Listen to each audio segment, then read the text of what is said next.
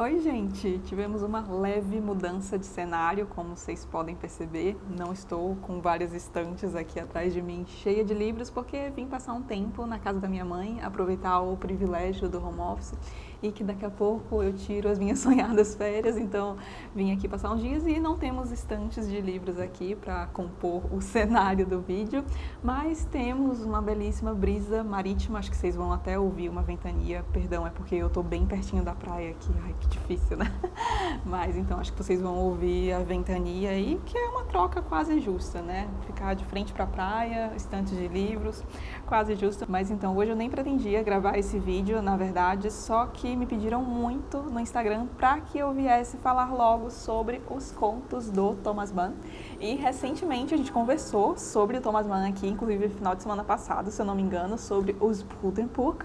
E lá eu menciono que os Buddenbrook foi o primeiro romance do Thomas Mann. Porém, apesar de aquele ter sido o seu primeiro romance, o Thomas Mann começou a escrever, começou a ser publicado através dos seus contos. Esse aqui então é o 8º título da coleção Thomas Mann, que está saindo pela Companhia das Letras, com coordenação do sensacional Marcos Vinícius Mazzari. E aqui a gente tem então reunidos 25 contos da obra do Mann, com tradução da Cláudia Abelink e do Herbert Caro, que traduziu, dentre outros, o próprio Os Buddenbrook, que eu já mencionei aqui, vou deixar o link nos cards, inclusive, para vocês verem, e também a famosa A Montanha Mágica. E bom, quem me acompanha no Instagram já sabe que eu amei de paixão esse livro aqui, e eu também comentei lá que a cada livro do Thomas Mann parece que eu gosto mais dele. Esse, se eu não me engano, é o meu 6º livro do Thomas Mann, o 6º livro que eu leio.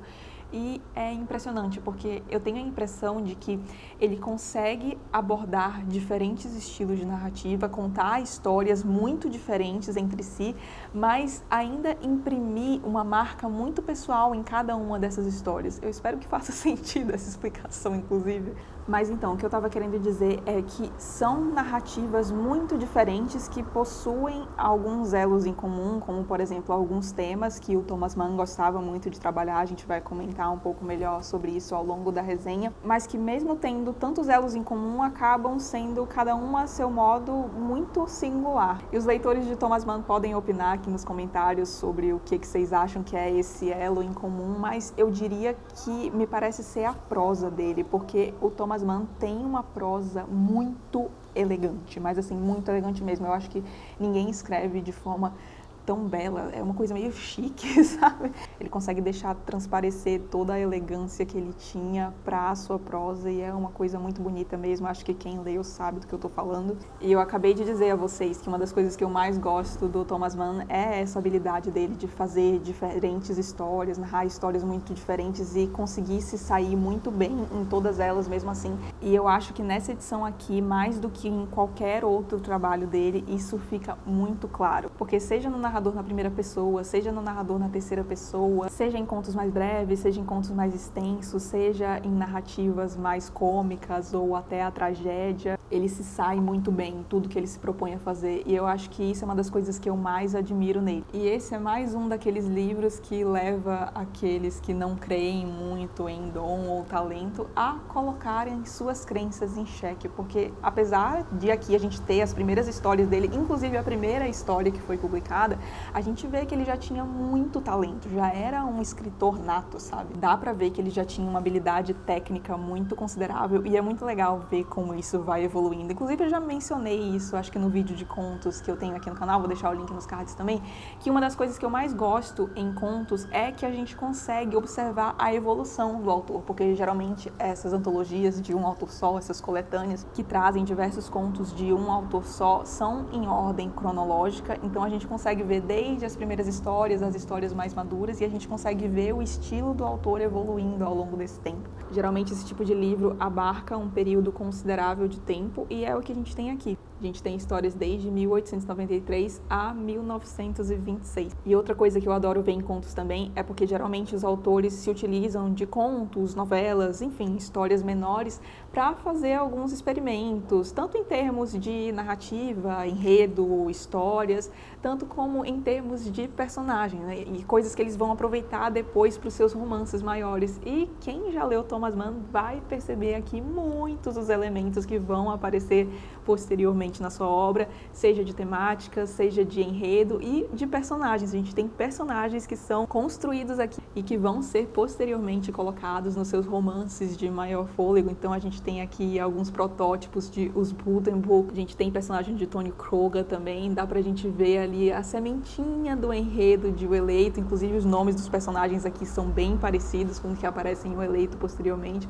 Enfim, gente, muito legal ver isso aqui. E eu sei que vai ter gente me perguntando se é legal começar Thomas Mann por esse livro aqui, e aí eu já vou me adiantar dizendo que, olha, eu sempre acho muito legal pra quem gosta de contos e novelas, histórias mais curtas, porque eu sei que não é todo mundo que gosta, mas eu sempre acho legal você conhecer um autor através dessas histórias mais curtas, só que fica a dica também que é muito legal para quem já conhece o Thomas Mann, porque, claro, o Thomas Mann, mas porque quem já o conhece vai conseguir aproveitar justamente esse aspecto que eu acabei de comentar, que quem não o conhece não vai conseguir, que é ver como ele desenvolve alguns personagens dos seus romances posteriores aqui nos seus contos. A gente consegue ver o embrião de vários dos romances dele aqui. Eu só não consegui enxergar muito a Montanha Mágica, apesar de que tem um conto específico que tem alguns personagens que ficam dialogando, inclusive num sanatório também, que me fez lembrar bastante dos diálogos do Hans Castorp e do Settembrini, mas não dá pra ver tanto a Montanha Mágica, e eu super entendo porque afinal, o mundo mudou bastante a partir de 1926, que é quando a gente tem a última história aqui, e essa mudança que foi a Segunda Guerra, nazismo, etc., foi essencial para que germinasse, então, a Montanha Mágica.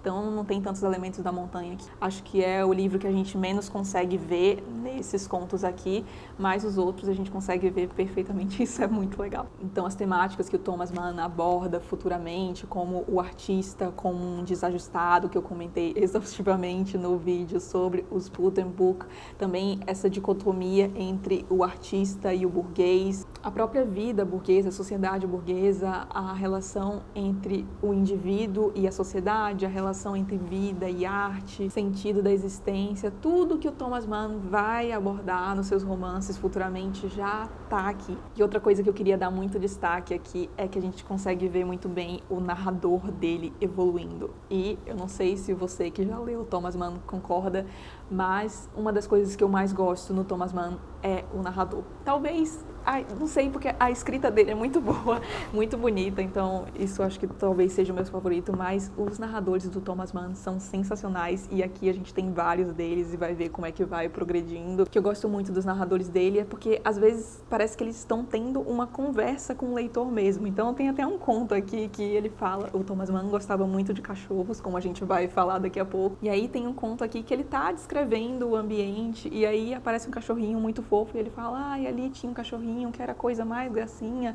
mas que pena, ele não faz parte dessa história, então vamos esquecer ele, vamos focar aqui. E aí também ele fala coisas do tipo, eu já comentei isso aqui pro leitor, pois bem, então vamos continuar, sabe? Isso foi claro que com muito mais eloquência, afinal, Thomas Mann, mas eu gosto muito desses narradores que interagem com o leitor, que são mais irônicos, sarcásticos, e Thomas Mann, quem leu já sabe, é mestre também na ironia e no sarcasmo. Outro ponto da obra do Mann que a gente já vê aqui são os aspectos mais autobiográficos, e aqui acaba que, como a gente tem histórias que abarcam um período bem considerável de tempo, a gente tem quase que uma autobiografia do Thomas Mann em forma de fábula. A gente vê aqui elementos do próprio Thomas Mann pincelados em todos os personagens, marquei várias coisas, e aqui no pós-fácil, que é do Terence J. Reid, ele até comenta essa questão, e eu queria ler esses trechinhos para vocês. Esse aqui, o primeiro que eu queria ler, é de uma carta que o Thomas Mann escreve a um amigo, inclusive, e ele escreve: desde o pequeno Sr. Friedemann,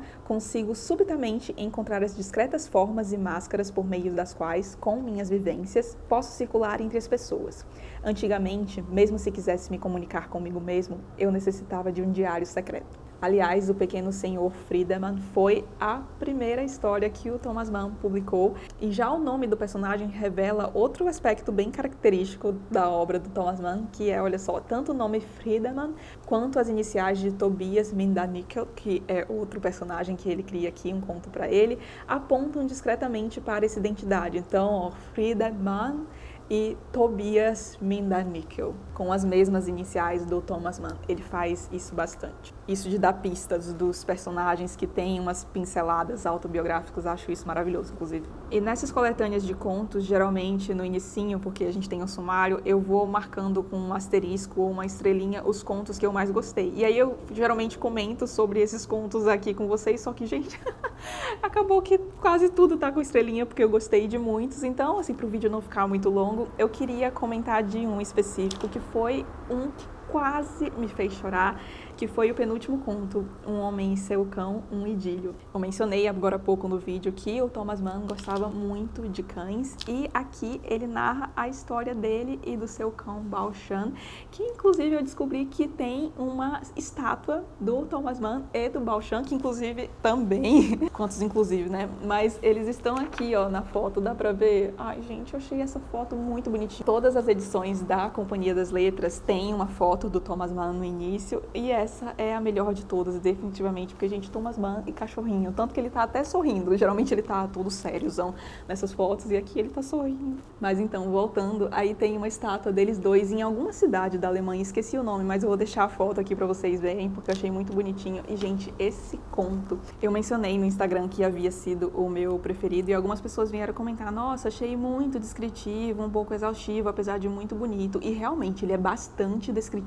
nesse conto, mas eu gosto disso. E assim, se você não gosta muito de descrições exaustivas, talvez você não vá gostar muito de Thomas Mann, porque ele costuma ser bem descritivo, mas eu acho essencial para essa história aqui, porque o que ele está narrando aqui é basicamente o cotidiano dele com o cachorro dele, o que eles faziam, como que era a caça, e eu acho que é essencial para que o leitor consiga se colocar no ambiente, que ele descreva tudo que está ao redor. E foi exatamente isso que aconteceu comigo aqui, me lembrou um pouco o Turgenev, já falei dos contos do Turgenev aqui, Memória de um Caçador, vou deixar o link aqui nos cards também, que uma coisa que eu gostei muito lá foi a ambientação dele, porque parece que ele te joga no meio do campo russo, e é o que o Thomas Mann faz aqui, aquela descrição tão bem feita que você praticamente consegue ver o cachorro caçando, consegue sentir o cheiro das coisas que estão ao redor. Ai, gente, esse conto é lindo demais. Quem tem cachorro pode deixar já preparado os lencinhos aí do lado, porque pode ser que você dê aquela lavada nos olhos lendo essa história, porque é realmente muito bonita. Também gostei muito de Caída, de Desejo de Felicidade, adorei essa novela. O Pequeno Senhor Friedemann,